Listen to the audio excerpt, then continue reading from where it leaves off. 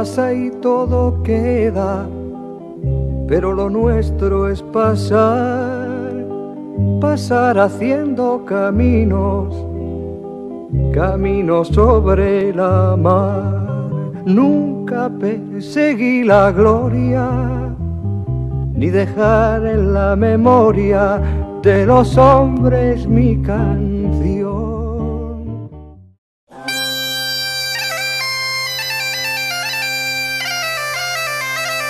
Me llamo María de los Ángeles Fernández Gómez.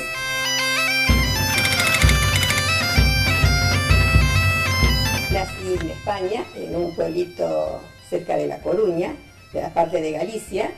El pueblo se llama Bergondo, es un pueblito chiquito. En el año 2000 tenía 6.000 habitantes, 32 kilómetros cuadrados. Es un pueblo chico, pero muy bonito, muy pintoresco.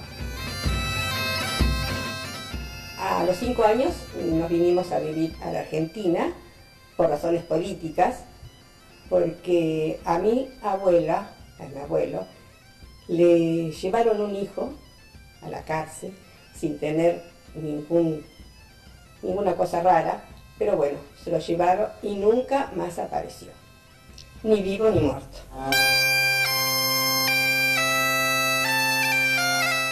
Entonces, como mi abuela tenía un hermano en la Argentina, en un pueblito que se llama Ingeniero Luigi, cerca de La Pampa, en Santa Rosa, y antes uno se podía venir a la Argentina por llamada, por carta de llamada. Sin esto yo no podía viajar. Con 6 años y medio, no, media plaza, y el 31 de octubre del 49, bueno, mi abuela le escribió a su hermano, le dijo que se quería ir de España por estas cosas, y nos vinimos. Mi abuelo tenía, en España, tenía una casa muy linda de 2 pisos, vivían de una finca, mi mamá y mi tía le ayudaban, él andaba embarcado en los barcos, y bueno, y mi papá era sastre, así que vendieron todo y nos vinimos a la Argentina. ¿Qué se trajeron? Mi papá se trajo la máquina, su herramienta de trabajo, en un baúl, y después con lo puesto.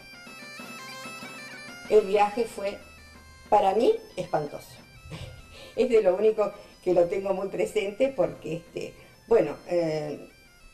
los hombres venían aparte y las mujeres con los hijos en otro lado, en otros camarotes. Así que comíamos separados, yo no comía prácticamente, y entonces mi mamá habló con el capitán a ver si mi papá podía comer con nosotros, y a ver si yo lograba comer un poco más. No, ni con mi papá presente yo comía. Y entonces mi mamá fue a hablar con el capitán por si yo me llegaba a morir, que por favor no me fueran a tirar al agua. Mira, me puedo olvidar de muchas cosas, pero ese viaje lo tengo grabado, lo tengo grabado porque me fue tan, pero tan mal. Que fuimos a vivir todos juntos, éramos 9. Compré una casa de esas antiguas grandes y ahí estamos viviendo todos. Mi abuelo trabajó de albañil, mi tía de pantalonera, mi papá puso una sastrería, mi mamá hacía los pantalones, y de eso de España no se habló nunca más, nunca más. Se pusieron una cortina y no hablaron. Lo poco que yo sé es de cositas que ha contado mi mamá, así, sobre todo a mi marido que le preguntaba, pero ellos no hablaban de eso. Para nada, para nada. Nunca sentí a mi mamá ni a mis abuelos hablar de mi tío. Nunca.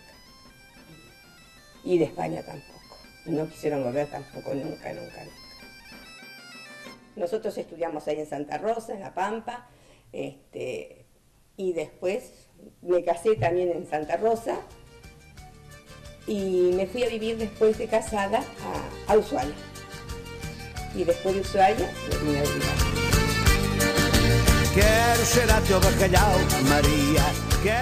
Yo volví en el año 85, estuve durmiendo en la casa donde vivió mi mamá, donde nació y vivió mi mamá y mis abuelos.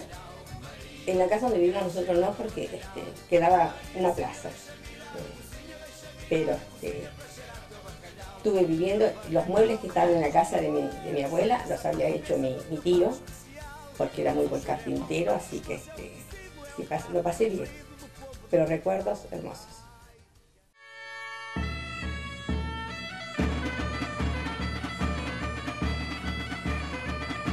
Y hace 20 años que estoy en Azul. Acá se casaron mis 2 hijas, tengo 3 hijas. Una está viviendo en Buenos Aires, pero no se casó todavía. Las otras 2 se casaron acá. Y una está viviendo en Buenos Aires, la otra acá. Y acá tuve a mis nietos. Y yo trabajé también acá, me jubilé. Y acá estoy. Contenta de este Azul porque me encanta. Llama os teus fillos pro lar, escrava nunca irá ser, loita, loita, sin cansar. Escrava nunca irá ser, loita, loita, sin cansar.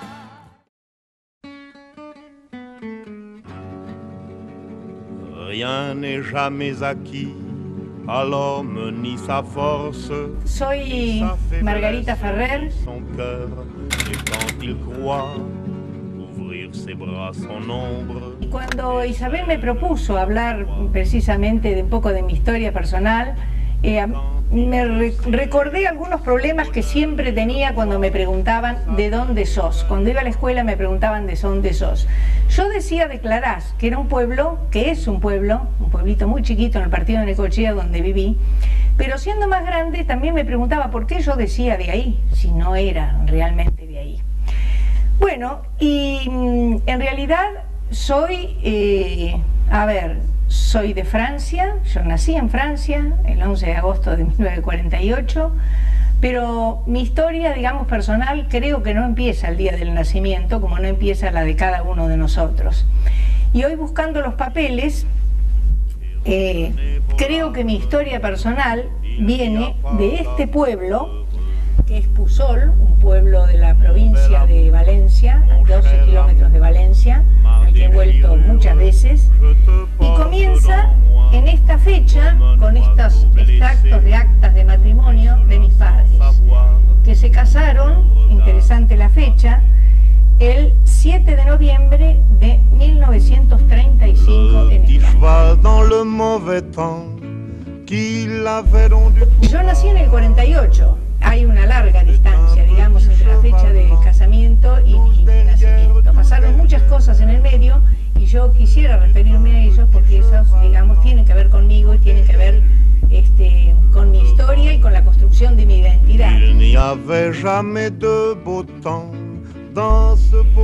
En el julio del 36 se declara la guerra civil en España y mi padre, que era afiliado al Partido Socialista Español, se va como voluntario.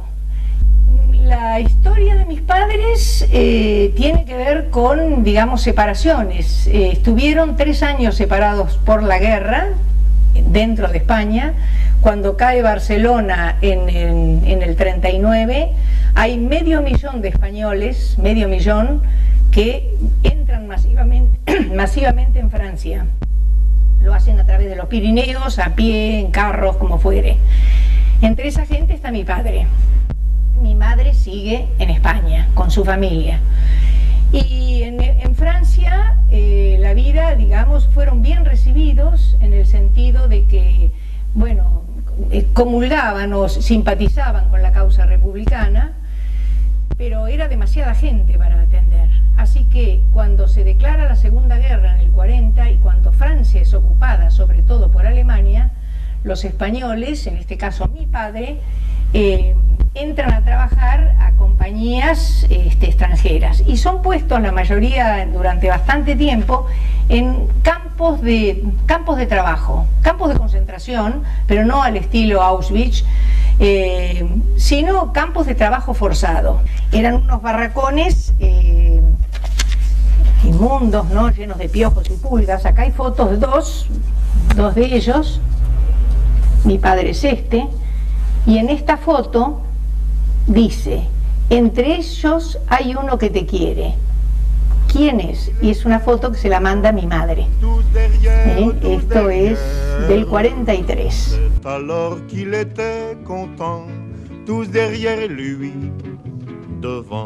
Hasta el año 45, mi padre en Francia, mi madre en España. Hasta el año 45, en el año 45, cuando se produce la liberación,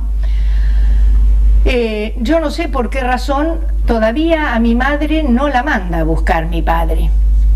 Lo que tengo que decir es que los republicanos en Toulouse queda muy cerca de Francia, de España, y además ellos tenían la esperanza de volver para derrocar el gobierno, así que se había formado un gobierno paralelo, un gobierno republicano en Francia, un gobierno republicano español en Francia. En Francia se promulga un decreto que les da una entidad jurídica a los exiliados políticos, y le llaman refugiado español. El refugiado español es aquel que tiene derecho a trabajo blanqueado, los hijos tienen derechos para ir a la escuela con los franceses y, digamos, son reconocidos. Es a partir de ese momento que yo supongo que mi padre comienza a pedir documentación y la manda a llamar a mi madre. Y se encontraron en Andorra, luego de 8 años de separación. Fruto de ese reencuentro, un año después, en Toulouse, nací yo. Allí nació Gardel y yo nací en el mismo hospital. Se llama l'Hospice de la Grave. Es un hospital inmenso, un hospital muy muy grande. En el año 96 que me metí, había un señor muy mayor que estaba de jardinero ahí y me dijo qué hacía. Yo le dije que yo había nacido ahí, que en realidad estaba mirando. Y bueno, y tuvo la amabilidad de decirme cómo era el hospital, digamos en el 48, por dónde entraban los que venían a tener familia, en cuál era el sector dedicado a todo eso. Realmente, digamos, fue muy emocionante. Mi primera lengua fue el francés, porque mi padre, por supuesto, 14 años, lo hablaba correctamente, y mi madre lo aprendió porque la idea de ellos no era emigrar, la idea de ellos era quedarse allá, y por eso trataban, para no ser diferentes, aprender la lengua del lugar. Así que mi primer idioma fue el francés. Pero no sé qué pasó, yo alguna vez se lo pregunté a mi madre, ¿por qué nos vinimos? Porque en realidad fuimos los únicos, nosotros de la familia, yo tengo toda la familia allá, ¿por qué nos vinimos? Mi madre me dijo que en algún momento, alrededor del 50, se volvía a rumorear de otra guerra. Y como ya tenían una hija, que era yo, decidieron venirse a la Argentina. Con muchísimo problema, porque en realidad mi padre, que no quería dar el brazo a torcer, para venir a la Argentina, que nos pagaban todo el pasaje, había que pasar por el consulado español, es decir, que representaba al gobierno de Franco, en Francia, en Burdeos. Había que hacer esa tramitación.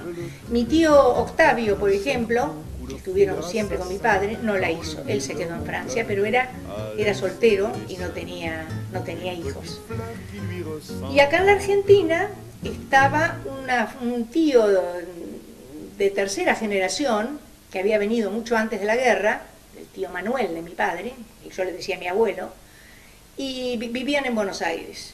Y bueno, así decidimos y nos embarcamos en febrero de 1951 en el barco El Campana, que era el último viaje que hacía, de estar talado que estaba.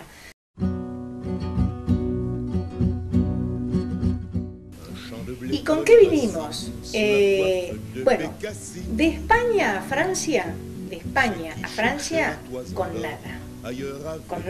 Es decir, mi padre con los bridge de la guerra, esos que también cuando llegamos a la Argentina los trajo, que después se apolillaron todos esos él creo que había llegado al grado de capitán, esos verdes, eso y nada. Para la Argentina vinimos con cosas, algunos objetos de Francia. La máquina de coser, que yo la regalé acá a una persona, Burgala, una persona que estaba muy enferma y necesitaba hacer ejercicios con las piernas. Ollas, 3 ollas de un aluminio duro que todavía la sigo usando. La uso yo acá y Alexis tiene otra en Buenos Aires. Una jarra una jarra blanca de loza, que no sé cómo ha subsistido a eso, a las mudanzas y a todo eso, de objetos, digo, un molino de moler café, y la ropa personal, ropa, vestidos, algunos vestidos de mi madre y nada más.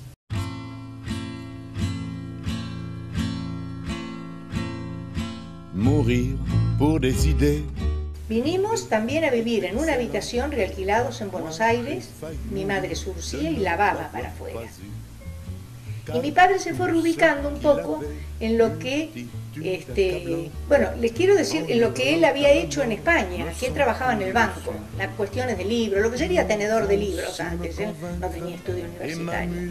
Pero lo que yo les quería decir es que mis padres, yo lo escuchaba en mi casa, los relatos de mis padres, que llamaba terriblemente la atención, el impacto en la Argentina, era ver los tachos de basura, porque antes no se sacaba la basura en bolsas de polietileno, los tachos de basura rebosantes de comida. No podían creer la comida que se tiraba, el despilfarro, esta idea del despilfarro, ¿no? Ellos venían de mucha miseria y España también la tuvo después, ¿no? De Buenos Aires hizo unos contactos para ir a Juan N. Fernández en el partido de Necochea, a los escritorios de Martínez Barnés, Martínez, la familia Martínez es con la que se contactó, un escritorio de cereales, son una cerealera. De Juan N. Fernández pasamos a Clarás, porque este señor Martínez tenía una casa más importante de almacén de ramos generales y de cereales en Clarás, que es un pueblucho diminuto que no figura en el mapa, pero que de alguna manera debe haber sido, no sé, el lugar entrañable de mis padres, porque cuando a mí me preguntaban, cuando yo después me fui pupila a estudiar a Juárez, ¿de dónde sos?, yo decía siempre de Clarás. La proyección de ellos, yo soy hija única, y cuando alguna vez pregunté por qué era hija única, así rotundo y constante, no podemos darle educación más que a un solo hijo. Así que en la educación, digamos, la idea de que con la educación uno podía llegar a ser otro, podía trasponer, digamos, los límites de la clase, creo que eso estaba. ¿Qué conservaba en ese momento que yo recuerdo en mi casa de costumbres? Primero los relatos, digamos, todos los relatos yo de mi infancia, todos, absolutamente todos, no tenían nada que ver con la Argentina, porque primero mis padres, que adoraban la Argentina, estaban muy contentos de haber venido, aunque de todos los países que acogían a los emigrantes de guerra, republicanos, el país que más condiciones ponía, por eso vinieron pocos, fue el gobierno de Perón, fueron los argentinos. Yo tengo acá toda la papelería de la cartera de inmigrante, de todo lo que pedían, del consulado de la República Argentina en Burdeos, en Francia, y hay de todo. ¿Qué me queda, mire, a ver, de todo esto que yo digo, ¿no? Pues yo, digamos, para el que no lo ha vivido son como cosas sueltas. En primer lugar, la comida. La comida de mi casa era española y exclusivamente valenciana. En mi casa no había plancha para hacer un bife, por ejemplo. Yo todo eso lo aprendí después. Y después de Francia, por ejemplo, el queso como postre, siempre. Eso no es español. Y los horarios de comida, porque los horarios que teníamos en mi casa no eran horarios de España, eran a las 12 en punto se almorzaba, no sé si era solamente de Francia, pero de España no es, en España se come a las 9 de la tarde, a las 3, hacen un bocadillo como ellos dicen, o el almuerzo a mitad de mañana, y después la cena a las 9 de la noche. Eso. Después de Francia, bueno, toda una admiración por el país. De hecho, digamos, aunque toda la familia es española, yo profesionalmente me proyecté en los dos países, porque yo soy profesora de lengua española y profesora de lengua francesa. Una admiración por el país, por la organización del país y por la educación, lo que me decía mi madre, por cierta laicidad del pensamiento, el pensamiento laico. Hoy en día uno va a España con todo el adelanto, todo lo que fuera, y va a Francia, son dos países en donde lo laico está presente, por ejemplo en Francia, ¿no? Bueno, ese pensamiento así liberal, diría yo, porque nosotros, visto a la distancia, materialmente no teníamos nada. Y todos estos relatos, todas estas cosas que yo he contado, que se contaban siempre en mi casa porque venía el médico del pueblo y le preguntaba y siempre contaba, en realidad nunca con resentimiento, digamos, siempre la idea era mirar hacia adelante. Hoy estamos bien, tenemos para comer, estamos. No se decía, como ahora se dice, o te quiero, toda esa cosa, te amo, te adoro, todo eso que se dice ahora, a mí no me lo dijeron, pero realmente como que lo sentía, ¿no? Que realmente lo sentía. Y que, bueno, lo importante era estar vivos y... Yo te podría decir una familia optimista. Yo ahora que pienso en mi madre era maestra, pero fue una mujer que dejó todo para seguir al marido. Dejó todo.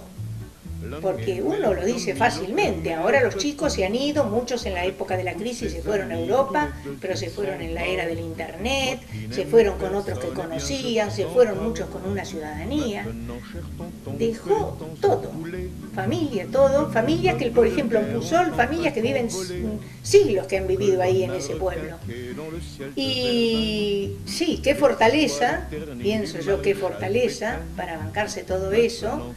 Y bueno, para seguir al marido, porque la idea era un poco para seguir al marido. Y mi madre ama de casa, pero una mujer que yo la recuerdo siempre cantando. Todas esas canciones todos esos boleros de la década del 50, de Acapulco, de la época del bolero, la recuerdo así a mi madre cantando siempre, ¿no? Qu'il se soucie de vos batailles presque autant. Mi identidad, como no sé quién leído alguien, está como repartida. Yo la verdad repartida. Cuando he juntado 2 pesos y he tenido que viajar, yo el primer viaje no lo hice a Salta ni a Córdoba. Me fui a España y me fui a Francia. Digamos, eso es un hecho también, ¿no? Pero no porque es extranjero, porque es mejor, porque es nada, porque es parte de uno. Pero también lo que me di cuenta, yo el primer viaje lo hice en el 70, que en realidad, cuando yo fui a la casa de la familia, una familia con la cual hemos mantenido relación epistolar siempre, desde que mis padres se vinieron y después los hijos de mi prima, entre mis primos y los hijos, es como que tampoco es lo mío eso, porque han pasado otras cosas, otras costumbres, otra cosa. Y es como que ahora se ha sentado. Yo ahora, por ejemplo, el año pasado vuelvo y es como si me encontrara desde siempre. Digamos, yo vuelvo a eso, es distinto, pero no vuelvo a encontrar nada. ¿Por qué azul? Porque estoy en azul. Cuando terminé el secundario, pensaba irme a Buenos Aires, pero había estado estudiando en el colegio de monjas, Buenos Aires, no sé qué época teníamos, si era compañía en un proceso, época de proceso, no sé qué, dijeron no. Y se encontró mi padre con la que había sido mi primera amiga en la Argentina, Cristina Tierno. Teníamos 3 años, cuando fui a Juan N. Fernández, y que iba a estudiar también literatura, y que ya tenía reservada acá la pensión del obispado. Había una señora que tenía... ahí vine yo, caí acá, digamos, y acá estudié, y acá desarrollé todo, digamos, lo que soy, digamos, con la base de lo que he contado, todo lo que yo me he desarrollado como persona y lo que he podido dar a la sociedad o digamos, con los otros, interactuar con los otros, está acá, está en azul.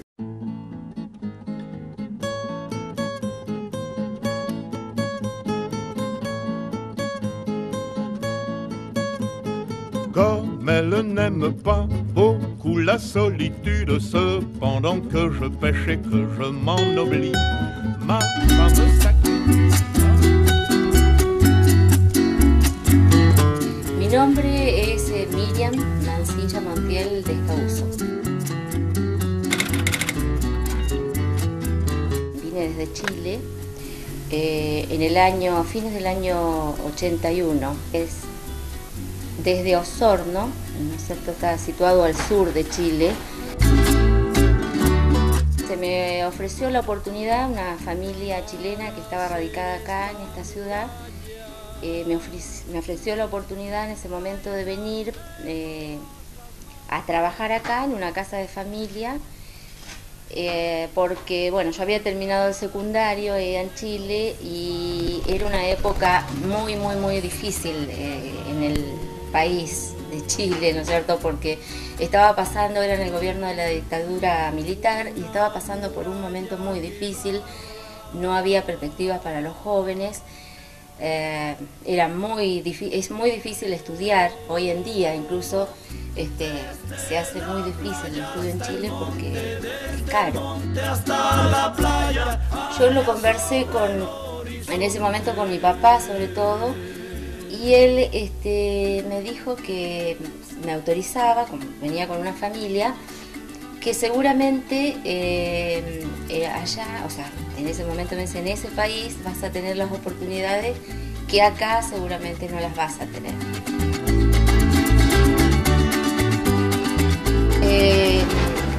Yo a los 19 años, de no haber salido nunca de mi ciudad, de nunca haber viajado más de 100 kilómetros, hacer todo ese viaje, fue bastante bravo. O sea, me encontré de pronto con una familia desconocida, en un lugar distinto, lejos, muy lejos de mi lugar.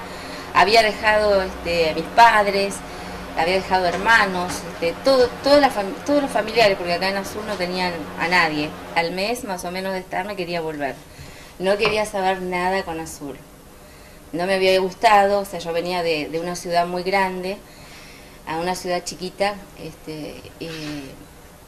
siendo, bueno, todavía una adolescente. A los 3 meses quería irme otra vez y bueno, fue pasando el tiempo, me fui adaptando de a poquito, extrañaba muchísimo a mi familia, pero bueno, fue pasando el tiempo, me había ido directamente al campo, entonces eso era peor, me extrañaba más. Cuando volví a la ciudad, bueno, ahí un poco se me pasó porque bueno, ya estaba un poco más en mi ambiente. Vamos mujer, partamos a la ciudad, todo será distinto, no hay que dudar. Volví a Chile más o menos a los 2 años y medio, recién pude volver, ver a mis padres, a mis hermanos, y fue como, bueno, eso fue un alivio. Me di cuenta de que tenía posibilidades acá, de que podía estudiar. Entonces al volver vi cómo seguía Chile y me di cuenta de que no, que en realidad este era mi lugar, Azul. Largo camino tienes que recorrer. Después comencé a estudiar, me hice de novio con un azuleño y es como que ahí ya tuve una compañía, tuve un apoyo, un aliento para seguir adelante y bueno, así seguí estudiando, me recibí de maestra, de bibliotecaria, comencé a trabajar. Y bueno, Chile sí, ya quedó atrás. Es mi país natal, es mi patria, mi patria, ¿no es cierto?, en primer lugar, pero allá, lejos, de visita, y mi segunda patria es Argentina, ¿no es cierto? Vamos mujer, partamos a la ciudad, todo será distinto, no hay que dudar, confía, ya vas a ver. Quedaron costumbres, ¿no es cierto? Olores, paisajes, comidas, por ejemplo, yo extraño la cordillera, el ver la cordillera todos los días. Se anhela, se extraña. El clima, por ejemplo, del sur de Chile es muy lluvioso, entonces cuando pasa mucho tiempo que no llueve, se extraña la lluvia, el olor a tierra mojada, el verdor, el verde, las plantas, porque es una zona de mucha exuberancia vegetales. Entonces esas son cosas que se extrañan, comidas que por ahí acá no se pueden hacer, como por ejemplo una comida típica del sur de Chile, de Puerto Montt hacia el sur, que es el lugar de donde son los familiares por parte de mi mamá, de una isla que está al sur de Puerto Montt.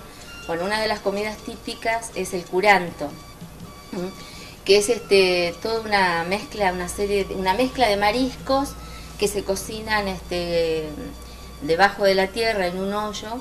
Se cocina al vapor de unas piedras calientes que se calientan, ¿no es cierto?, antes, y ahí se colocan mariscos, se colocan verduras, se coloca carne.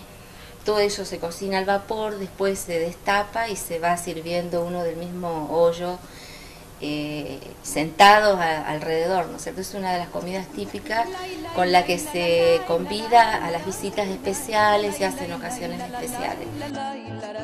Bueno, la familia por parte de mi mamá es oriunda de la zona de Chiloé. Allí la mujer tiene un rol muy importante en la familia. Han sido familias, diría yo, matriarcales, sobre todo en la familia de mi mamá, en el caso de mi abuela. O sea, ella era la que dirigía todo, lo que era de la casa hasta las actividades del campo y las actividades que se realizaban, bueno, como la pesca, el marisqueo, todo lo que eran los animalitos, la huerta, y ella se dedicaba mucho a hilar lana. Toda su vida hiló lana y confeccionaba frazadas. Entonces la casa, todas las camas estaban con las frazadas hechas por ella y le encargaban también de afuera y vendía sus frazadas. Ella armaba su telar con maderas, ramas de los árboles del lugar, muy sencillo, y bueno, se sentaba y empezaba a tejer en el telar y hacía las frazadas grandes. En esa zona todas las mujeres se dedican al hilado y al tejido. Escucha que tengo sed. Yo tengo que decir y agradecer, ¿no es cierto?, el haber venido a este país donde la mujer tiene un rol importante, no hay una discriminación. En general no hay mucha discriminación. En Chile es un país, es una sociedad más conservadora en sus roles, por lo tanto mucho más machista.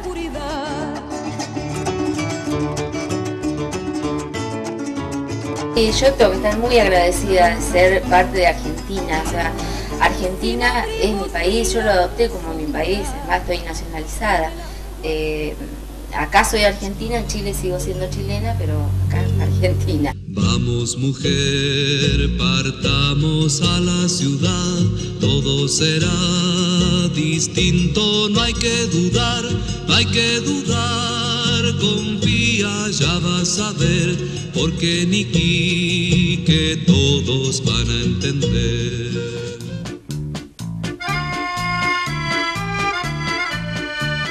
Yo me llamo Amelia Concepción. En Italia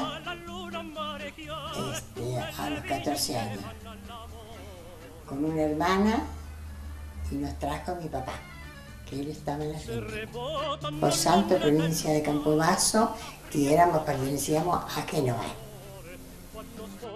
Llegamos a la Argentina, nos vinimos el 5 de junio, salimos en un barco que se llamaba Augusto y nos llegamos a Buenos Aires el 24 de junio.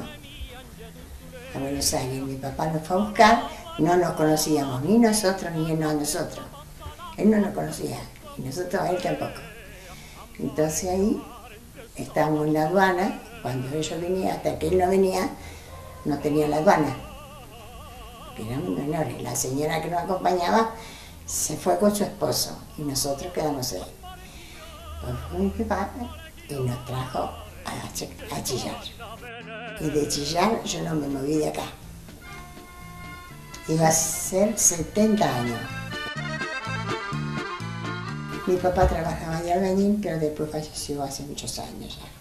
Y nosotros empezamos a trabajar en la casa, haciendo limpieza, haciendo trabajo de afuera, lavando, haciendo cualquier trabajo. Bueno, éramos 4 hermanos, éramos 3 mujeres y un varón. El varón estuvo en la guerra 4 años, tuvo 2 en servicio militar y 4, así que fueron 6 años de estar en el servicio militar y la guerra.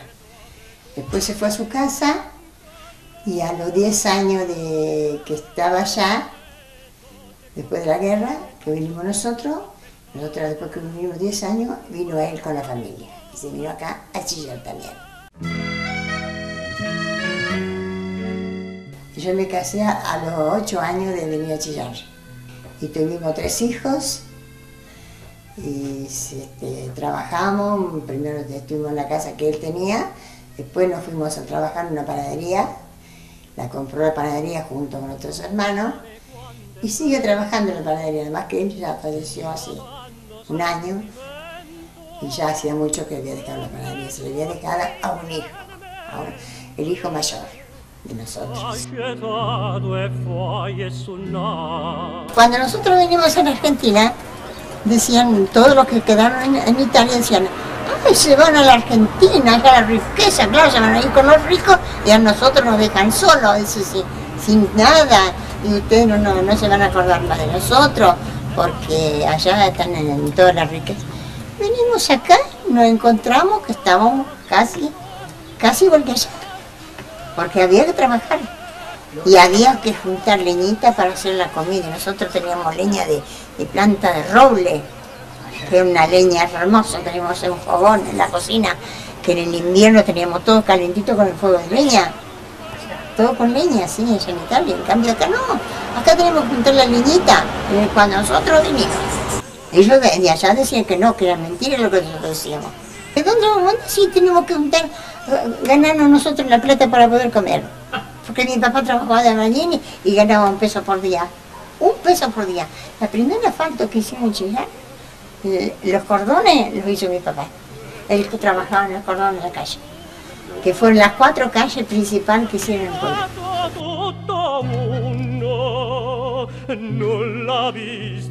Era casi igual cuando nosotros venimos estar en Chillar, allá en Italia, porque era acá en Argentina era mucho más pobre que ahora. Ahora hay mucho más libertad y más cosas, mucho más. Nosotros vinimos no.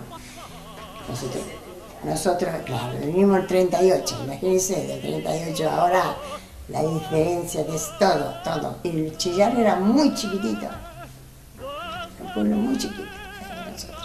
Me acuerdo de todas las personas grandes, de los abuelos y los bisabuelos de toda la gente que está acá, en Chillar, porque yo siempre estuve acá, nunca me fui de Chillar.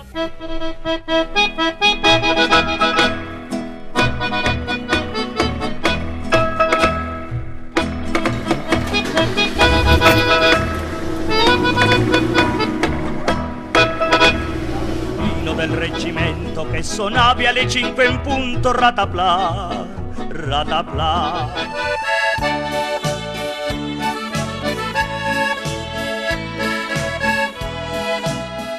Yo soy Rosa Tusnelda Highland.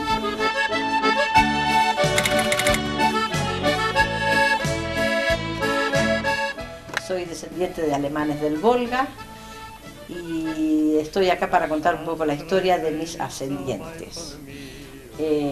A pesar de que la sociedad argentina es heterogénea y democrática, yo me siento como continuación de aquellos que hace 230 años emigraron desde Alemania a Rusia, por invitación de la zarina Catalina II, que se casó con Pedro el III a fines del siglo XVIII.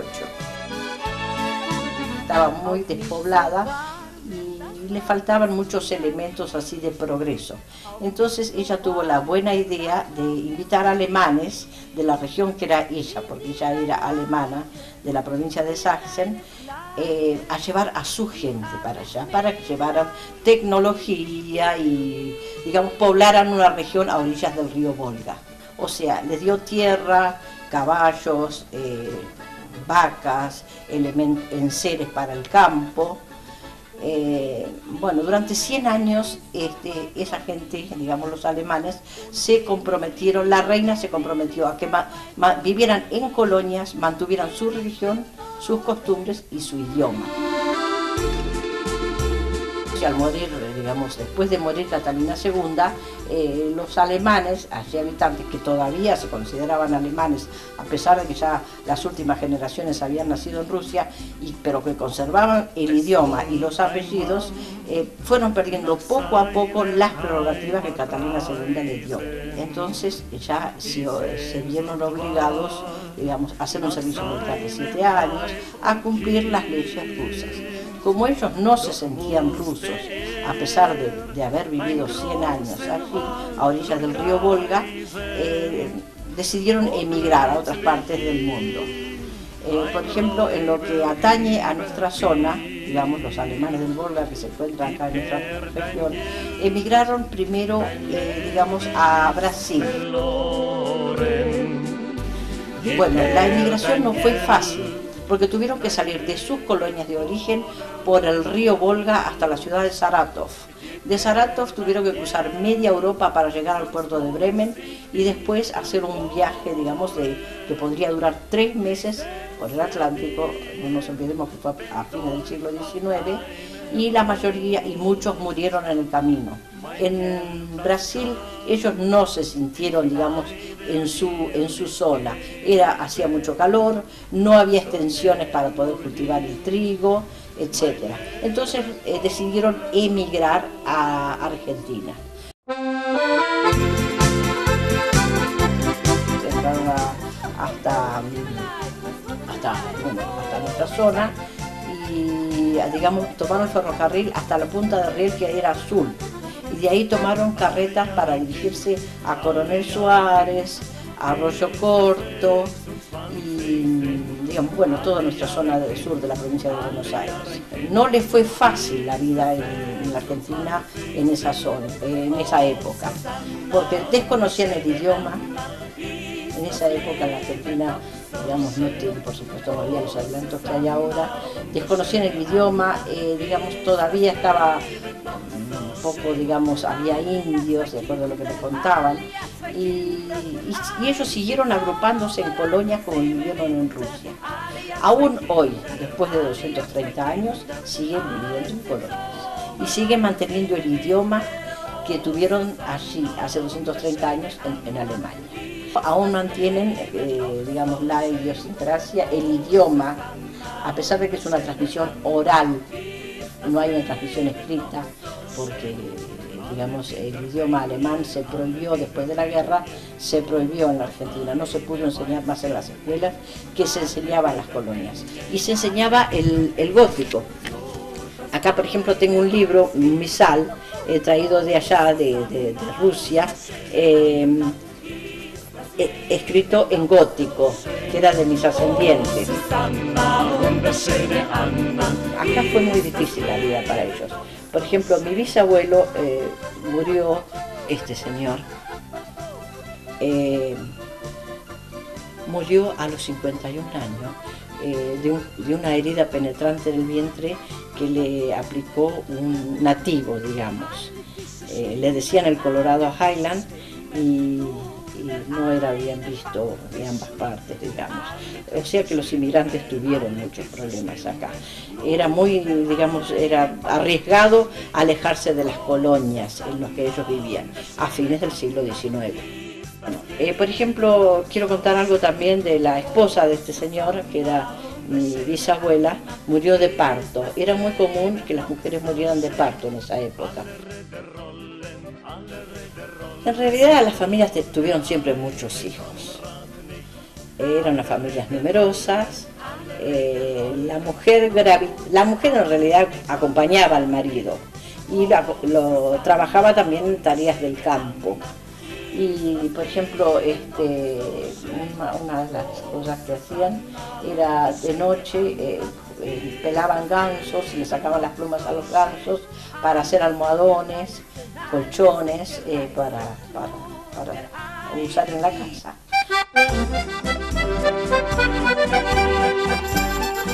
Bueno, la música, por ejemplo, mi abuelo, que vino de allá, era músico. Acá estaba tocando el acordeón a piano, con una hija, con una tía mía. Las fiestas de la KERP, que se hacían en el mes de mayo, él tocaba el acordeón. Sería como la entrada de la primavera allí, y acá se hace en mayo. Digamos, y allá es mayo, es la fiesta de la entrada de la primavera. Bueno, en esta otra foto tengo acá a mi abuela con una tía mía, que también vino ya de Rusia, ella vino de Rusia. Y no, en realidad no hace tantos años, murió en el año 1986. La importancia, como estamos celebrando el Día de la Mujer, la importancia de la mujer y el papel que la mujer tuvo en esa época. En realidad no era tan gravitante como ahora. Trabajaba mucho en el campo, por supuesto hacía tareas en la casa y cuidaba a los chicos. Y los chicos de muy chicos tenían que trabajar también en las actividades del campo. Por ejemplo, algunas muy pocas, enseñaban el idioma alemán, porque el ruso jamás lo hablaron, porque está esa dualidad entre ruso y alemán, y en realidad son alemanes, perdón, porque por origen, por tradición, porque se mezclaron muy poco. Quizás yo conozco dos familias que tienen apellidos rusos, pero en realidad todos los apellidos son alemanes. La mujer en realidad no tomaba independencia. Por ejemplo, el caso de mi abuela, que el campo lo heredó, ella lo heredó del padre. El campo era de ella, de mi abuela. Y mi abuelo, digamos, al casarse vivió en el campo de ella. Ella jamás quiso dejar su campo. Jamás. Siempre vivió en su campo. Dice, el campo es mío, yo voy a permanecer acá. Las mujeres en realidad no estudiaban. Era una costumbre que los hijos estudiaran de curas. Era un honor para una familia que tener un hijo sacerdote. Otra costumbre que tenemos, por ejemplo, tenemos siempre velas encendidas, no digamos con la forma que se la da ahora, digamos así, de New Age, sino solamente una costumbre que hay en Alemania de tener siempre una vela encendida en la casa. Le da un sentido así de hogar al lugar. También el traje de Rusia fueron aquellas matrioshka, que son como muñecas uno dentro de otra, ¿no? Bueno, esto es un Nussknacker, también es de Alemania, y sería un cascanueces. Eso es típico de Alemania. Visité la colonia Kaminka, que lleva el mismo nombre de la colonia Hinojo, porque la colonia Hinojo el nombre es Kaminka, con K, dos veces con K. Y existe ese mismo nombre, existe en Rusia. Y la colonia Nieves son los Helsa, y la colonia San Miguel son los Tenar. Esos nombres existentes son colonias que aún existen a orillas del río Volga. Acá yo trato de mantener las costumbres, en realidad no hay mucha gente con la que pueda compartir, pero me he dedicado mucho a, digamos, aprender bien el idioma, y es notable cómo uno se puede entender con la gente de las cosas.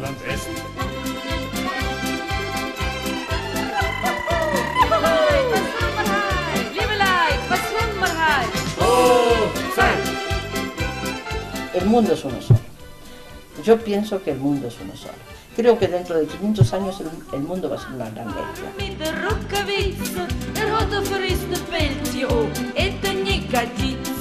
Meine Frau und deine Frau sind zwei rechte Weiber. Zu meiner geht der Buchhalter, zu deiner geht der Schreiber.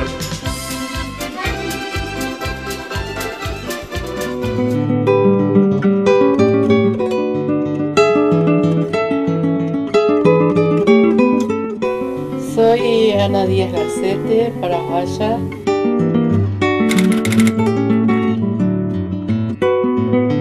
Nacida en San Lorenzo, del Campo Grande, a 13 kilómetros de Asunción. Vine a la Argentina cuando tenía 29 años para trabajar y estudiar. Era lo que quería estudiar. Yo vine porque En realidad en Paraguay tenemos dos partidos políticos que es muy importante. Y cuando yo nací con Stroessner, salí con Stroessner y tenía que seguir buscando la forma de poder sobrevivir, porque mi papá era de los azules. No tenía yo trabajo, no podía seguir estudiando porque todo se basaba en eso, en partido político. Entonces terminé mis estudios y casualmente había venido una prima mía en la Argentina y se fue y me dijo: ¿qué vas a hacer vos de tu vida? Y le dije: yo no sé qué voy a hacer. ¿No te querés ir a la Argentina? Allá podés seguir estudiando y podés trabajar. Y entonces le dije: bueno, vamos. En Floresta vivía mi prima, que le llamaban hoteles. Vivían en 2, 3 familias, 4, 5. Eran todos de una piecita donde vivía el matrimonio, y yo vivía entre ellos también. Y en Azul tenía una hermana que hacía 25 años que vivía en Argentina. Entonces, cuando se enteró ella que estaba en Buenos Aires, en Capital, fue a buscarme. Y insistió tanto que vine a visitar. Y le dije: yo me voy de visita nada más, no quiero quedarme, me voy de vuelta. Y ahí fue que empezó ella a buscar forma de que yo me quedara en la Argentina. Y me buscó incluso candidato, novio.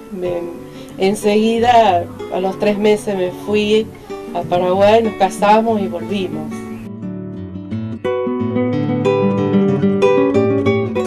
Y ahí empezó mi odisea, porque yo no me di cuenta de que lo que hacía era algo que ya me iba a dejar definitivamente en la Argentina. Sufrí un montón, porque estaba lejos de mi mamá, de mi papá. En los mejores momentos, uno que necesita estar con la familia, siempre estaba sola. Navidad, Año Nuevo, cumpleaños o el nacimiento de mis hijos, siempre sola. En esos momentos que yo necesitaba de mi familia, siempre cerraba mis ojos y me acordaba de cuando era chico, porque tuve una infancia muy feliz. Sublime añoranza guarda el alma mía y trae la tristeza en mi soledad. Y la mujer trabajábamos en Paraguay, trabajan solo en la casa. No. Y el trabajo de los hombres. Mi papá, por ejemplo, trabajaba en una fábrica de caña, pero mi mamá quería trabajar. Y entonces trabajó también, porque decía: lo que no podés dar vos, le voy a dar yo a mis hijos. Y acá en la Argentina lo que más yo extraño es eso de que yo me brindé muchísimo a mis hijos, mi marido, mis hijos, todo. Y a tal es así que yo siempre digo que yo me olvidé de vivir. Mi marido era policía, no le alcanzaba muchas veces para pagar. Y yo le llevaba de la mano a la escuela, porque no tenía para pagar el colectivo. Y un día dije: ¿cómo mi mamá trabajaba cuando no la alcanzaba y yo no voy a trabajar? Entonces salió un aviso de que se enseñaba en la peluquería para ser peluquera, y fui a ver. Fue la época de los australes y pedían 20 australes, era muchísima plata. Y fui, hablé con el muchacho y vine tan desilusionada y le dije a mi marido: ¿vos sabés que fui a ver para poder ser peluquera, porque tengo mis hermanas, son todas peluqueras, menos yo, pues yo quería ser odontóloga, no, yo no iba a cortar pelo. Después mi marido se fue, habló con él, con el muchacho, y me mandó llamar. Y fui, y cuando llegué ahí abrió los brazos así y me dijo: bienvenida a tu nueva profesión. Me decía: Carro, ¿por qué no te movés? Cuando yo movía o hacía mal un trabajo, pero a mí me reprendía más, porque dice: ya sos grande, tenés que aprender. Y me vino bien eso, porque aprendí la profesión muy bien. Fui muy buena peluquera. Dejé de ser peluquera porque me hizo malos productos. Me tuve que operar de las amígdalas y no soporté. De dicha infinita.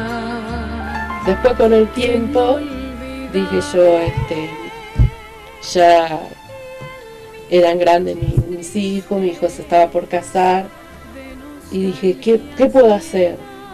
No puedo estar sentada esperando que pase el tren para que me lleve a la eternidad. Entonces me acordé de mi abuela que hilaba con el uso.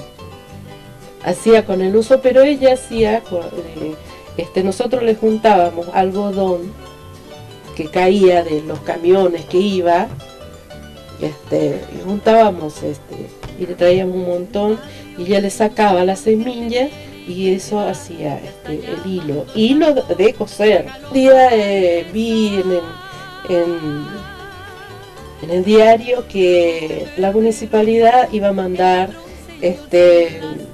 una combi para aprender a la gente telar. Y yo me anoté, me fui y me anoté. Al poco tiempo me llamaron y me dijeron: ¿no le interesa hacer hilado? Y vino de mi mente de mi abuela: hilado. Sí, yo le dije: sí, voy a aprender hilado. Y me fui y fue una cosa que parecía que mi abuela puso su mano ahí y todo me salía fácil. Todo. Y yo dije: esto es para mí. Pero encontrar en Argentina gente muy buena. Y Azul, elegí Azul para vivir porque mi marido es de Tandil, pero elegí Azul porque me hace acordar de mi San Lorenzo querido. Y la gente son como, de Azul son como de mi San Lorenzo. Cimbreando la cintura en tu promesa de amor.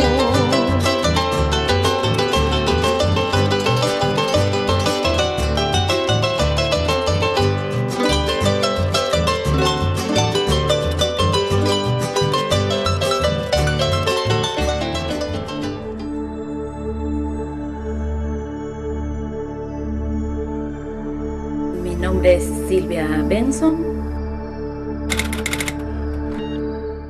Soy argentina, pero provengo de una familia de origen inglés fundamentalmente, aunque si tomo el árbol genealógico de parte de mi padre, puedo decir que mi bisabuelo, que era dinamarqués, era ingeniero ferroviario y no tenía trabajo en Dinamarca, entonces como tenía una esposa inglesa, decidió cruzar a Inglaterra y pedir trabajo en Inglaterra. En Inglaterra le dijeron que sí, que habría trabajo para él en los ferrocarriles argentinos, entonces él acepta y decide venirse a Argentina, pero previo a eso el gobierno inglés le dice que debe convertirse en ciudadano inglés y debe adquirir hasta un apellido inglés. Entonces modifica su apellido, que era originariamente Benson, por Benson, manteniendo el mismo origen, o sea, el mismo significado, el significado de hijo de Benjamín. Ellos vienen a Argentina y él se dedica a la construcción de los ferrocarriles,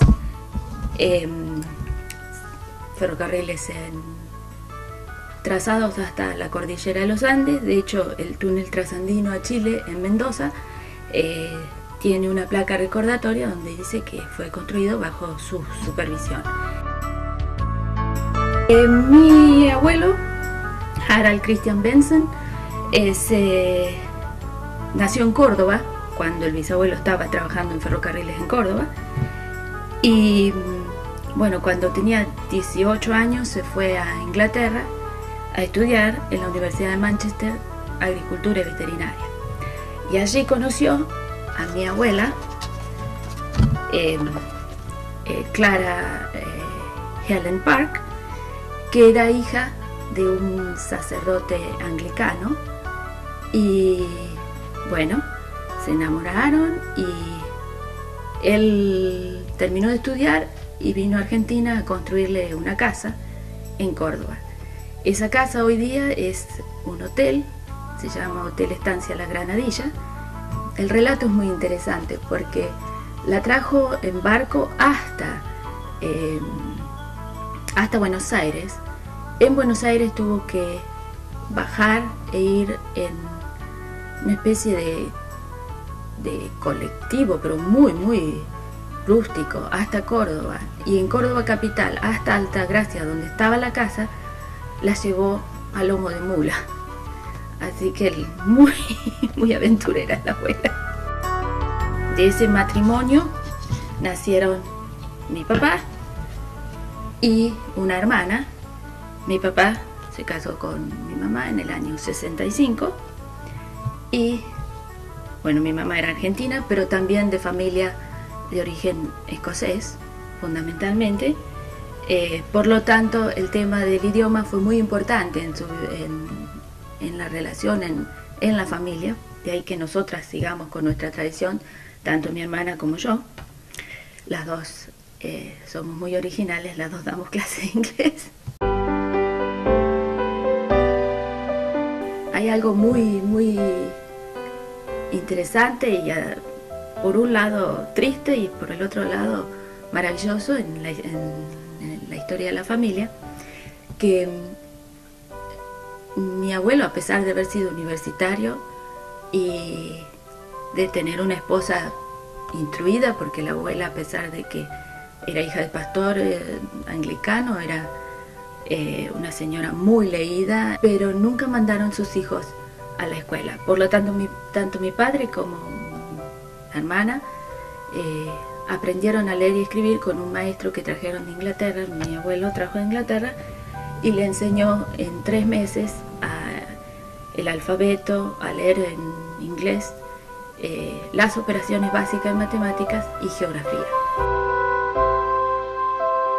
Revalorizando las mujeres de la historia, hay un dato interesante en la vida de mi bisabuela que siempre me ha hecho pensar los tiempos modernos, y es el caso de que la bisabuela sufrió de muchas infidelidades por parte del ingeniero ferroviario.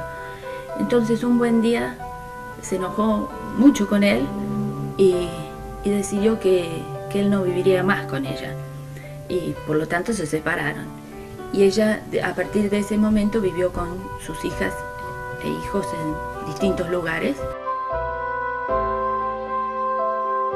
En el caso de la abuela, al haber sido hija de un sacerdote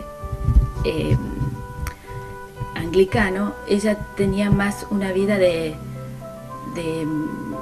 contemplación y de meditación, muy atada a la religión, y creo que eso fue lo que la ayudó a vivir en un país donde no conocía el idioma, y a seguir a un hombre que la llevó por tantos lugares, como venir a Córdoba, después de Córdoba la trajo a Tandil, de Tandil la llevó a La Pampa, de La Pampa la llevó a Zapala, en el medio de la montaña, en una casa gigante.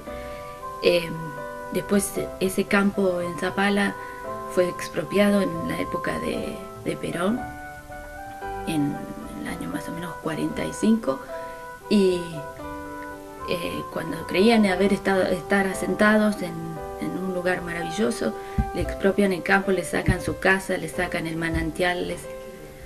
En ese lugar la expropiación se llevó a cabo para construir el cuartel.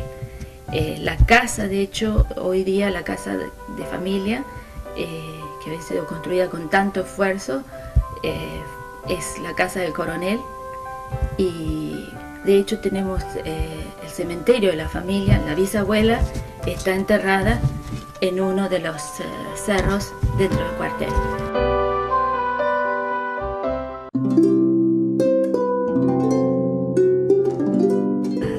La abuela y siempre tenía algo para servir a la hora del té, así que esa tradición es una de las cosas que hemos mantenido.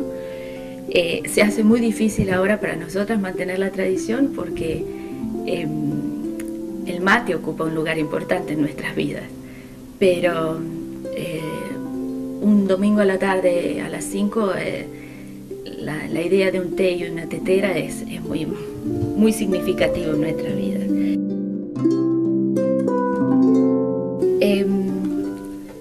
Teniendo en cuenta que mi abuelo era universitario, que había ido a estudiar a Inglaterra en la Universidad de Manchester, el hecho que no haya hecho estudiar a sus hijos es muy llamativo. Pero pese a eso, ambos hijos desarrollaron una capacidad increíble en ambos idiomas, tanto español como inglés. Y en el caso de mi padre se dedicó a la ciencia y creemos que la ciencia ha sido una forma de libertad, en el sentido que él, al ser tan curioso, tan observador, se dedicó a las mariposas, a lo que llamamos entomología, y tenía un espíritu muy aventurero, por lo tanto se conectaba a través de cartas con personas de distintas partes del país. Trabajó en esto, logrando reconocimiento internacional. Dentro de los entomólogos internacionales está su nombre. Otra de las cosas conectadas con la entomología fue el formar parte del grupo fundador del CITAC, que era el Club Internacional de Trabajo, Amistad y Ciencia, que tuvimos acá en Azul. Entre las cosas interesantes de mi padre, que no había ido a la escuela, está que cuando estuvo en Las Flores, se fue a hacer curso de piloto de avión y se convirtió en piloto de avión. La historia de cómo llegamos a la ciudad de Azul, propiamente nosotros, es bastante dolorosa, porque el abuelo Benson, cuando mi padre decidió que se casaba con mi madre, le aceptó la idea del casamiento previo firmar un contrato. Y en el contrato dice que no iban a recibir visitas por tanto tiempo, que no iban a tener hijos por 2 años, y que todas las veces que quisieran salir debían pedirle permiso al abuelo. Y bueno, después está todo lo referido a lo económico, cómo se va a formar la sociedad. Mi madre, otra mujer aventurera, porque le aceptó el contrato, se lo firmó, y cuando uno mira la firma del contrato, no es la firma verdadera de mi madre. Le hizo una firma, firmó en inglés, cuando ella realmente su nombre era María, y ella le escribe en el contrato Mary, cosa que si lo presentaba ante la justicia no iba a tener validez. Y vino a la ciudad y bueno, trabajó como administrador de estancias, porque hubo mucha gente que lo conocía, sabía de su trabajo, de su capacidad, y se dedicó a vender miel. Tuvieron épocas buenas, tuvieron épocas malas. En las épocas malas, mi madre tuvo que salir a ayudarlo. ¿Y cómo lo ayudaba? Bueno, una de sus formas de ayudarlo era lavando ropa para afuera, y de esa manera podía asegurarse que nosotros tuviéramos nuestro plato de comida diario. Y la lucharon juntos hasta el final, pero siempre con una entereza y una decisión de seguirla juntos, que muchas veces hoy día uno mira situaciones de familia donde se dispersan por un pequeño inconveniente, y ellos la pasaron muy mal, perder todo y tener que remarla de nuevo es una enseñanza, una lección de vida para nosotros y para nuestros descendientes.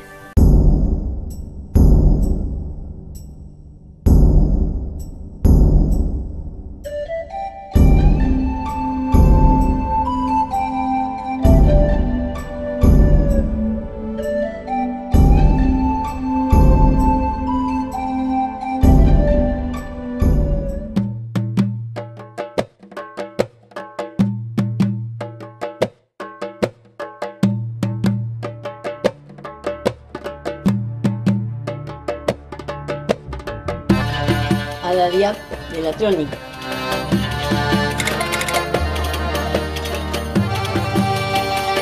Mi mamá se llamaba María Marta Jale de Diab y mi papá Antonio Diab.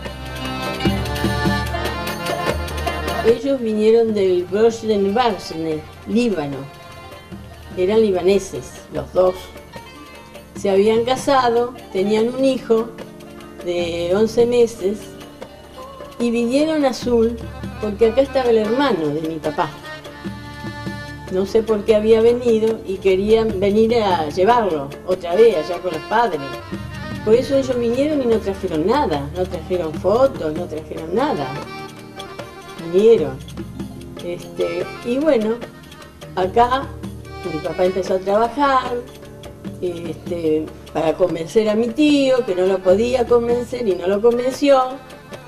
Empezaron a llegar los hijos, mi papá se puso a trabajar vendiendo ropa. Iba al campo, a pie, con un fardo de ropa. Iba cuando salía el sol y volvía cuando se estaba escondiendo el sol, porque no la quería dejar a mi mamá sola, porque ella era muy jovencita también. Somos 10 hijos, 9 varones y una mujer. Bueno, tuvieron una nenita también a lo último, que falleció a los 9 meses, también la tenemos que contar, pobrecita. Se llamaba Emma.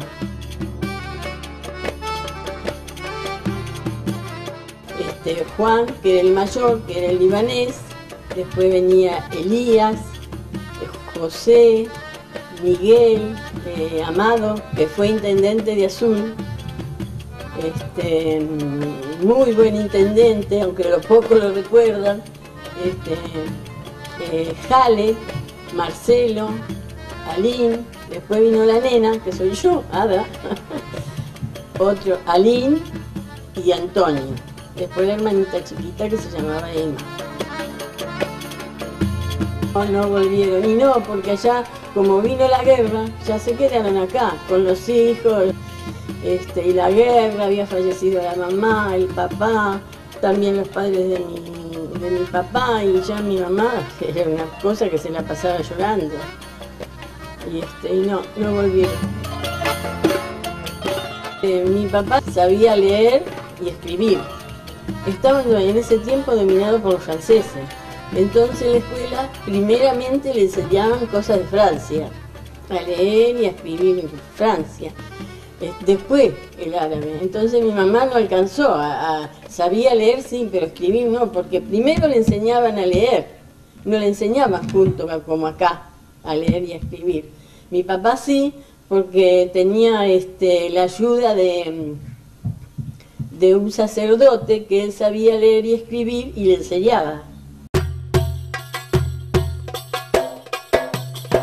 Ellos eran libaneses, sí, porque acá mucho, eso le digo, con mucho le decían turco, y mi papá se enojaba muchísimo, porque los turcos no son católicos, creen en otro Dios, tienen otra raza ellos. Y mi papá era religioso, que se levantaba rezando y terminaba rezando. Católico, apostólico, romano, sí, la religión nuestra. Sí, cuando mi hermano era intendente, siempre venía Monseñor Malenco, porque mi papá ya no podía caminar, y le venía a dar la hostia, acá lo confesaba y todo.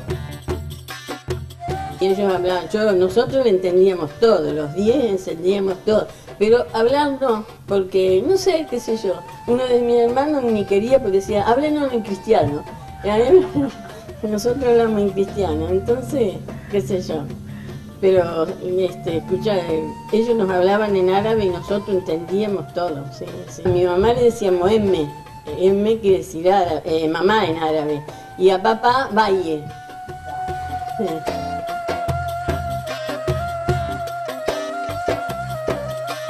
Mi mamá hacía de todo. Ella lavaba, cocinaba lo primero, la cocina. Lo tradicional era el quepe. El belle, que es el repollo, acá le dice lirio vuelto, hojitas de parra. El postre era como el mezcle, y también ¿cómo era el esledie? El esledie, que era una masa riquísima. Eso era para los 6 de enero, para el Día de los Reyes. También le gustaban las gallinas, siempre había huevitos de las gallinas, plantas, las flores. El patio era una hermosura, flores por todas partes. Unos crisantemos que todavía no he visto en ninguna parte. En ninguna parte. En un tiempo mi papá había puesto una tiendita acá y mi mamá era la que cosía, cortaba, tal vez así que mi hermano mayor también le ayudaba a coser. Tomaban mate, sí, les encantaba, sí. Mi papá tenía frutería y yo, con 12, 13 años, a las 4 de la tarde le preparaba el mate y le llevaba de la cocina a la frutería el mate. Y él era muy argentino, muy argentino. En cambio mi mamá siempre añoró sus pagos, sus patrias. ¿Sí? La verdad que mi papá y mi mamá criaron a sus hijos que nadie puede decir una palabra de ellos. Al contrario, y había una unión en la familia que en todo el barrio decía. Qué gente unida, qué familia unida. Ellos hablaban de política, de religión, de fútbol, discutían, que Dios me libre, pero al rato más hermanos que nunca. Una vez había un muy amigo de la familia, que se llamaba Ismael Dupuy, que dice, miren, si nosotros discutimos así nos agarramos a trompadas, pero ustedes vean que al rato, dice, ya son más hermanos que nunca.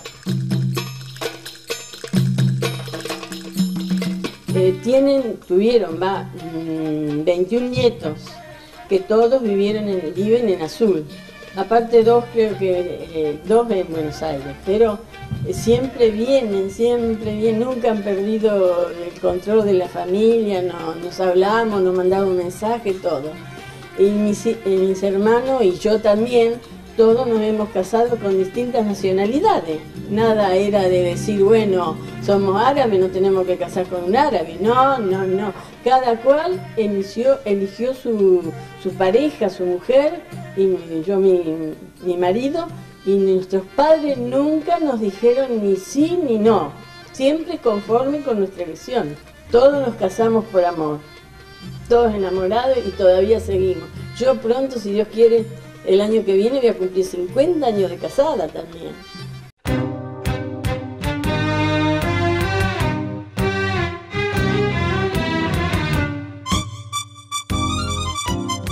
Salam alaikum. Dichosos los ojos que lo ven. Salam alaikum. Este es el alquine que fumaban allá. Después de comer, por ejemplo, mi mamá y mi papá no fumaban desde ya. Esto lo trajo una tía. Pero, como ella era lo dejó acá. Sí, y se fuman. Acá se pone agua. Y acá va el tabaco y pedacitos de carbón o lo que sea, ¿no? No sé en aquel tiempo qué le pondrían. Y se fumaba así. Así que todo salía bien, no hacía mal esto. Después de comer, lo prendían y era como un café que se tomaba. Con el café desde ya.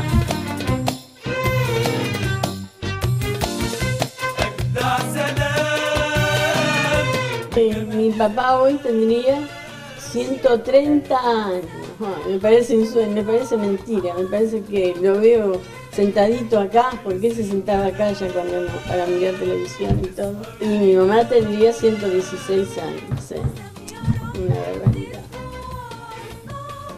Pero en mi recuerdo y en mi corazón están como si fuera ayer. con decirle que yo, esto es verdad, con decirle que a veces sé algo y lo voy a comentar con mamá, qué sé yo. Como no tengo hermanas, no tengo hijas, siempre éramos muy unidas con mi mamá. Yo nunca salía si no iba con mi mamá. A todas partes, a todas partes.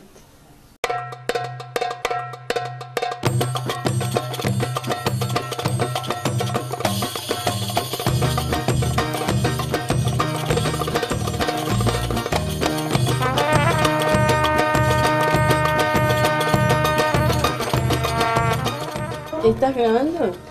Ah. No, yo iba a decir que mi mamá, 33 años mandando a los chicos a la escuela, lavando delantales y mandándolos a la escuela. Sí.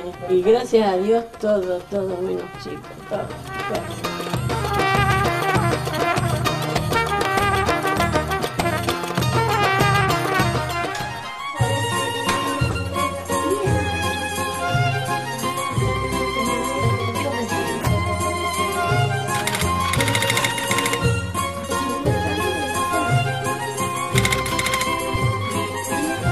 Soy la hija mayor, venimos en 1958, después que papá estuvo en la guerra, ya éramos 58. Llegamos el 15 de junio del 58.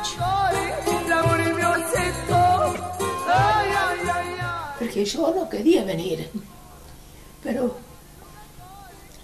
vine porque él me obligaba, dice, si no te vienes vos, yo quería llevar a los dos hijos mayores. Digo, no, a mis hijas no te lo doy tampoco. Entonces vamos a ir todos. Y nos venimos todos a descubrir la América. Pero cuando llegamos acá, yo la primera cosa que dije, cuando llevamos a la estación, echaron un yuyo así, le dije, mira, esta es la América que me trajeron.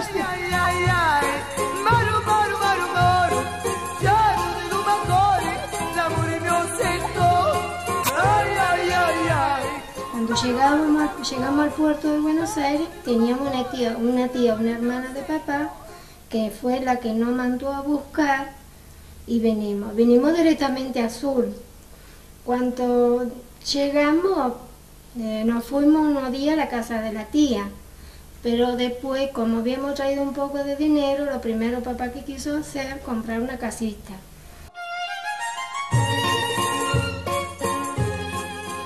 Comprato una casa que era de un italiano también. C'era un horno afuera. Un horno pero que podía tener 12 kilos al máximo. Entonces cuando viste que c'era el horno, porque a los 15 días que venimos compramos la casa. Empecé, digo, hacíamos el pan, porque nosotros éramos acostumbrados con el pan casero. Entonces cuando vinieron los vecinos, me dieron la humo. Vino una vecina, dice, ¿hizo pan casero? ¿No le vende uno? Y bueno, le dije que sí, ci vendí uno. Lo dijo la otra vecina, lo dijo la otra, se lo dijeron ya ellos. La mañana siguiente vinieron más de uno.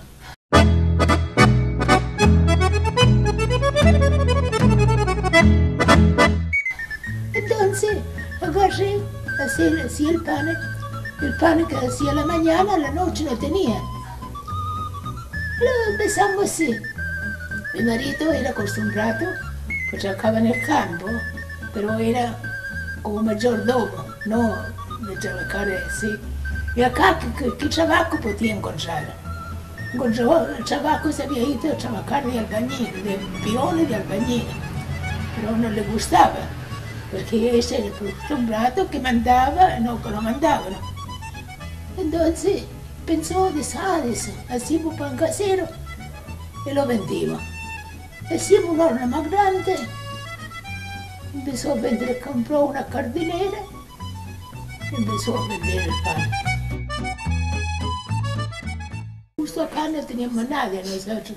Lo único que era los suegros de mi hija, los conocieron con mi marido del centro del campo. Yo no lo conocía tampoco, no lo conocía ni a él ni a la señora, pero vayamos a estar, venía en casa y eso, y enseguida armaron el casamiento. Yo al poco tiempo formé mi hogar, porque allá no es como ahora que andan de novio, salen, no, era así derecha la cosa.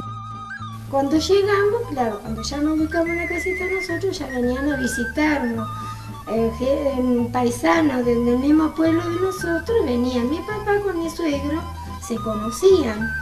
Entonces ahí hablaban porque los matrimonios se armaban entre los padres y después hablaban con los hijos y estaban conformes. Y bueno, el destino era ese, que no teníamos de tan lejos, no teníamos que venir a encontrar porque allá no nos conocíamos.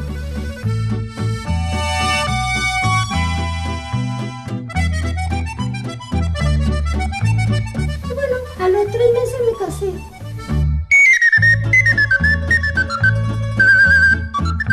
El pueblo se llamaba Achira, provincia de Enna, Achira, provincia de Enna, cerquita de Cataña, son todos pueblitos.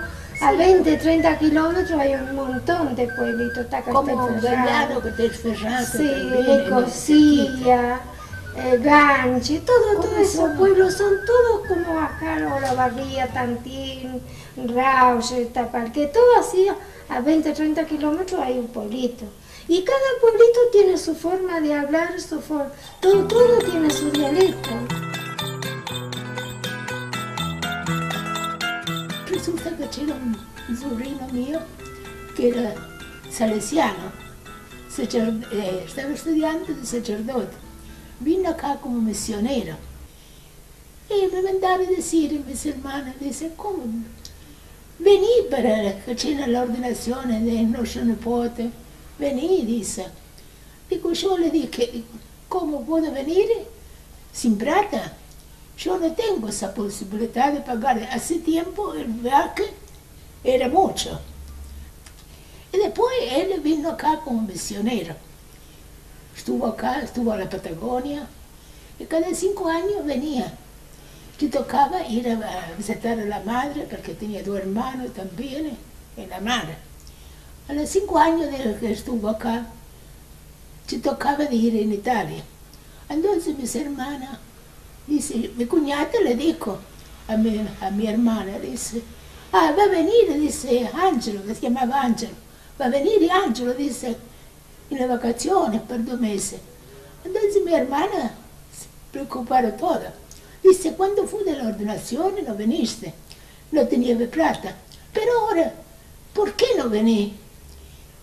Que nosotros te pagamos el viaje, si vos tienes voluntad de venir, nosotros te pagamos el viaje. Entonces yo le dije, si me pagaste el viaje, lo refiuto. Mira qué alegría podés tener. En el fumo el 27 de diciembre del 1975. Y cuando llegamos allá, Gonzalo, todos mis parientes, todos mis hermanos. Tenía otra hermana monja también, hermana religiosa. Se encontraron ahí, sobrino que lo conocía desde 18 años, que no, después de 18 años volví.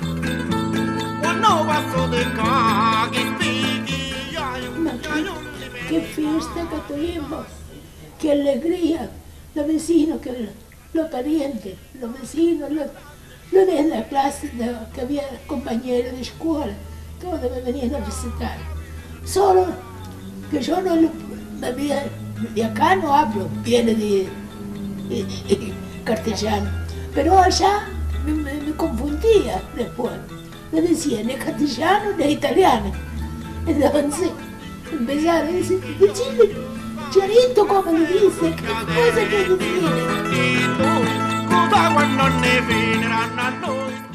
Mi papá me dijo eso, quédate, tu marido se quiere ir, que se vaya, pero quédate. Y yo le dije, papá, pero ¿cómo hace? Vos siempre vos no podés acampar. ¿Cómo hago yo con 5 hijos? Me dijo, pobrecito, no te va a faltar el pan, no te va a faltar nada. Mi papá se quedaron con dolores.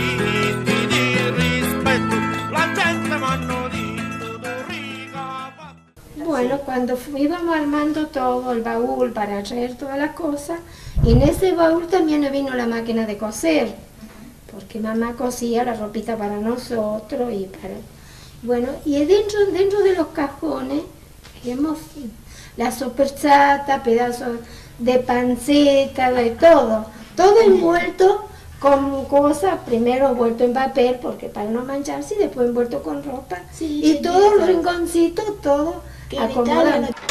Bueno, este baúl que vino de Italia con nosotros, acá vinieron todas las cosas, hay alguna cosita, no todas. Está la maquinita de picar carne, un niñillo como para moler la pimienta, esto vino de allá también. Con esto se molía, porque allá la sal venía gruesa, no había sal fina, entonces se molía con esto la sal, para hacer la sal fina. Y después algunos recuerdos, alguna cosita, este era un cubrecama, una sábana bordada, pero en acá vino la máquina de coser, vinieron todas las cosas, en este otro más, y todavía mamá lo conserva. Sciuri, sciuri, sciuritti tutto l'anno. Con mis hijos, tengo 4 hijos, 8 nietos, y ya poquito a poquito, de muy jovencito, porque yo tenía 18 años, iba a cumplir 19, mi marido tenía 19, nos casamos, vamos a cumplir con 50 años de casado. Y hemos trabajado los dos, hombro a hombro, él trabajando afuera, yo trabajando en mi casa, cuidando a mis hijos, haciéndole pan casero. Yo trabajando en mi casa, afuera no fui a trabajar nunca, porque mi marido nunca me dejó, dice que yo tenía que cuidar a mis hijos. Sciuri, sciuritti tutto l'anno, l'amore camera se te lo torno. Sciuri, sciuri, sciuritti tutto l'anno, l'amore camera se te lo torno. La la la la la la la la la la la. Sei troppo dispettosa tu con mia.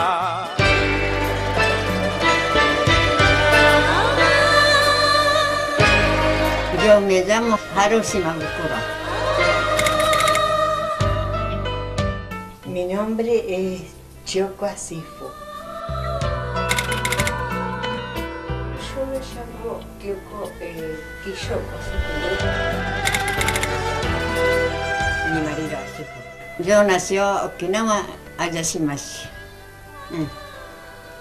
Después de guerra, y ya tanto pobres, tío estaba antes acá argentino, entonces llamó todo junto, mi cuñado, después mi marido, 3 hijas juntos, 5 hijas trajo.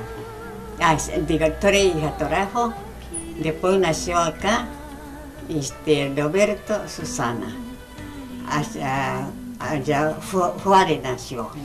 Entonces 9 años trabajaba de Juárez con tío junto. Mi marido. Entonces, tanto trabajo, después otro tío también estaba a Suro.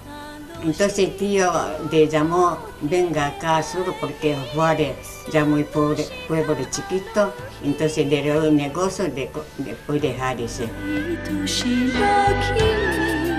Yo nací en Japón y a los 5 años vine acá a la Argentina. Pero tengo muy vagos recuerdos porque era muy chiquita y ¿cómo es?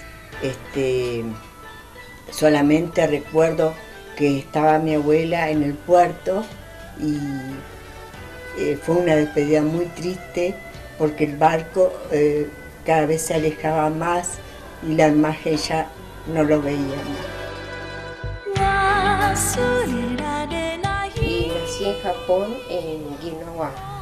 Es un pueblito chiquito, y yo soy la más chica y vine a los 7 meses. Perdimos el idioma por venir acá a la Argentina y quisiéramos aprender el idioma nuestro, pero como acá no hay escuelas, por medio de mis padres sabemos algo y entendemos, pero no podemos hablar. Mi mamá trabajaba en una empresa textil en Japón y mi papá se dedicaba a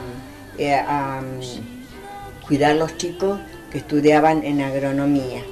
La guerra nos sorprendió mientras estábamos en Okinawa, pero estábamos muy lejos de Hiroshima y Nagasaki, que fueron dos bombas impresionantes. Destruyó completamente todo y hasta el día de hoy están naciendo bebés con problemas, con muchos problemas. Estuvimos mientras estuvo la guerra, estuvimos en unas cuevas refugiándonos, porque menos mal que había montañas, gracias a Dios, y había también unos manantiales, y por medio de eso nos salvamos, porque todo era continuamente bombardeo noche y día, entonces nadie podía salir, y el que salía ya era una persona pobre que no podía ya volver. Comíamos, lo más triste, que no había nada de alimento, porque en una cueva no hay comida. Bueno, entonces a la noche salían a buscar alimento, pero ese alimento era a base de pasto, se puede decir, de pasto, y también se alimentaban de ratas, porque era lo único que había para sobrevivir. Y es algo muy triste, que espero que en ningún país pase una cosa tan tremenda. Mi papá lo llevaba a la montaña, porque así no estaban con tanto peligro. Lo llevaban a las montañas, pero bien lejos. Ahora no quedó nada, todo llegó. Claro, no quedaba ningún hombre, porque a todos los varones lo llevaban para luchar, ¿no? Escondían a los varones para que no se los llevaran. La mujer en Japón era muy sometida, porque el varón era el hombre de la casa, ¿no? Y la mujer bastante sometida. Esta es mi familia.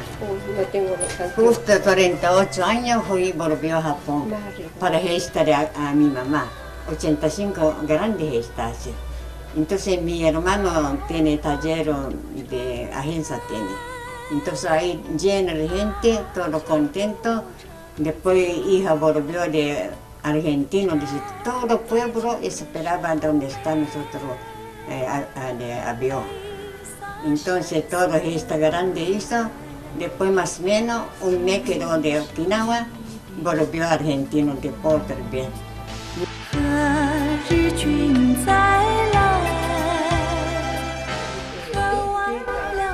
Es un mueble que se llama buchurán. Este especial, ¿no? Claro, se manda a hacer porque esto es como si fuese un altar, es un altar. Venimos a rezar, o cuando nos sentimos un poco tristes, venimos acá y pedimos por toda familia, felicidad, rezamos. Después allá mi marido, papá, mamá. Este es mi marido, hace ya 4 meses ya falleció. Este Senko. Esto se llama Senko. Cuando reza. Cuando es como si fuese un saumerio, ¿no? Cuando reza, ponen de cuando rezamos, esto lo prendemos no con encendedor, sino con fósforo, ¿no? Porque es así la tradición. Y después, cuando está encendido, cada uno pone esto y le pide, claro, le pide algo, ¿no? Además, cuando hay algún acontecimiento, el aniversario o los 49 días, se pone, acá se abre esto y acá ponemos algunas comidas japonesas. Algunas comidas japonesas. Es como si estuviésemos compartiendo la comida junto con ellos. Decidimos venir acá a la Argentina porque por medio de un tío abuelo que vivía en Benito Juárez, él, como veía que había tanta miseria en Japón, a pesar de que había pasado varios años, porque era luchar y luchar y nunca tener nada. Vinimos el 17 de mayo de 1951, llegamos a la Argentina.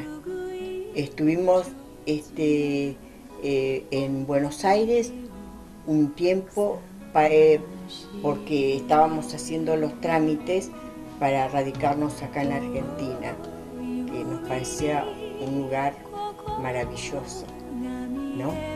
Y es un lugar maravilloso, porque después de haber sufrido tanto, nos recibieron muy bien en todas partes. Un país grande. Sí,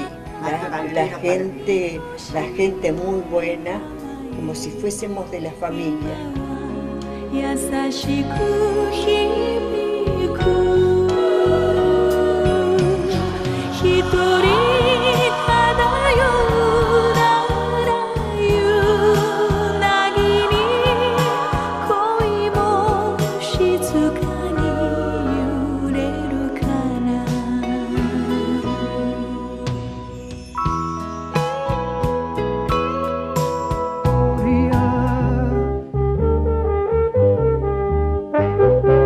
Caminante, son tus huellas el camino y nada más. Caminante, no hay camino, se hace camino al andar. Al andar se hace camino y al volver la vista atrás se ve la senda que nunca se ha de volver a pisar. Caminante, no hay camino, sino estelas en la mar. Hace algún tiempo en ese lugar donde hoy los bosques se visten de espinos, se oyó la voz de un poeta gritar: caminante, no hay camino, se hace camino al andar. Golpe a golpe, verso a verso, murió el poeta lejos del hogar que cubre el polvo de un país vecino. Al alejarse le vieron llorar. Caminante, no hay camino, se hace camino al andar. Golpe a golpe, verso a verso. Cuando el jilguero no puede cantar, cuando el poeta es un peregrino, cuando de nada nos sirve rezar. Caminante, no hay camino, se hace camino al andar. Golpe a golpe.